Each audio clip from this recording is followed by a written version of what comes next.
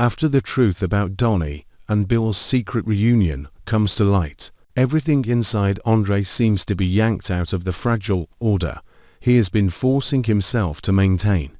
What he can't swallow isn't merely the fact that they met behind his back, it's the kiss, the unmistakable sign of a choice, a surrender, a moment in which Dani allowed the past to touch the present in a way that can't be dismissed as an accident. Andre has always understood that, in a world like Fairmont Crest, secrets never truly sleep, and betrayal rarely arrives wearing the face of an enemy. It usually comes from the person you trusted most. Knowing that truth, however, is nothing compared to the sensation of having it carved into your pride.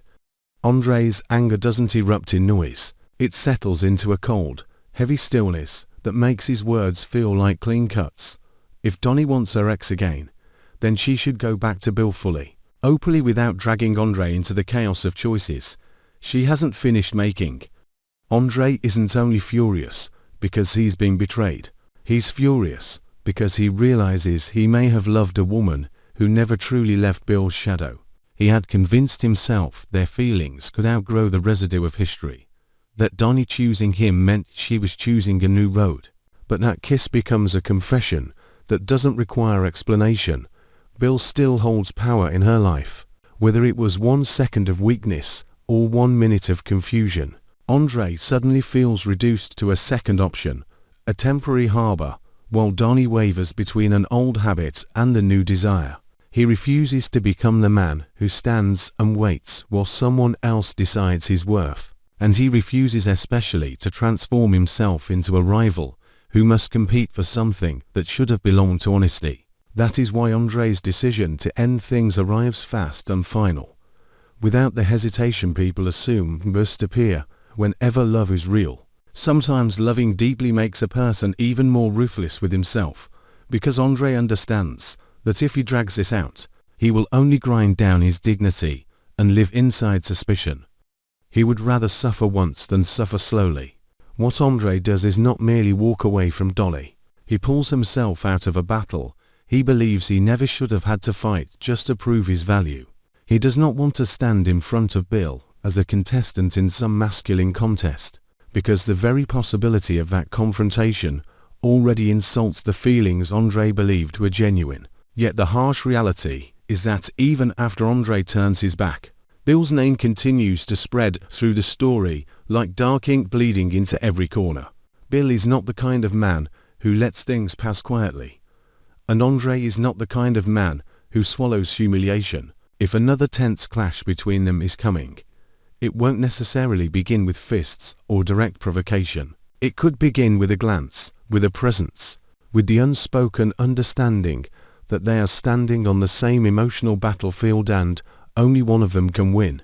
Andre carries pride and the fresh wound that has just been cut open again, while Bill embodies the past, the kind of emotional authority Dani once granted. If these two men collide, the tension won't need to be spoken aloud.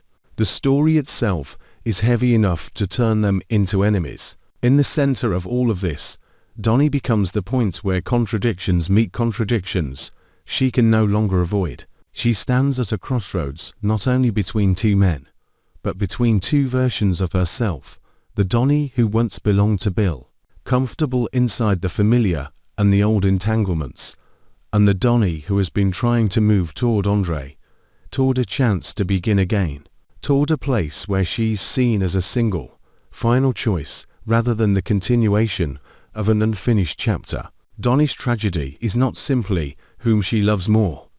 It is that she allowed emotion to guide her into a mistake large enough to shatter trust, and once trust breaks, explaining matters less than accepting consequences. What is most frightening in this situation is how quickly everything can slip from Dani's hands before she even understands what she is losing. Andre's departure isn't punishment for the sake of punishment. It is a form of self-rescue.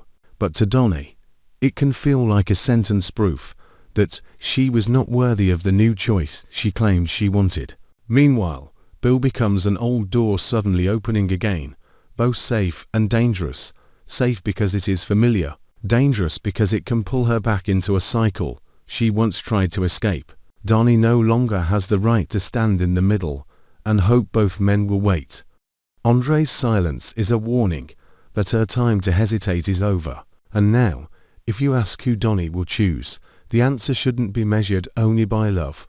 It should be measured by courage. The courage to pursue something new with Andre, if she truly believes that is the person she wants to become, or the courage to return to Bill and admit she never truly escaped the past. Either way, she must face the fact that the kiss created a fracture that cannot be treated as insignificant, and that fracture can become an abyss if she continues to delay. As I sit with this storyline, what haunts me most is not the question of who wins between Andre and Bill, but the way people sometimes destroy what matters most in a moment that feels small. A kiss can be a second of weakness, but it can also be a declaration that you aren't ready for a new future. I sympathize with Andre because he chooses to leave in order to preserve his dignity, even though the pain is inevitable.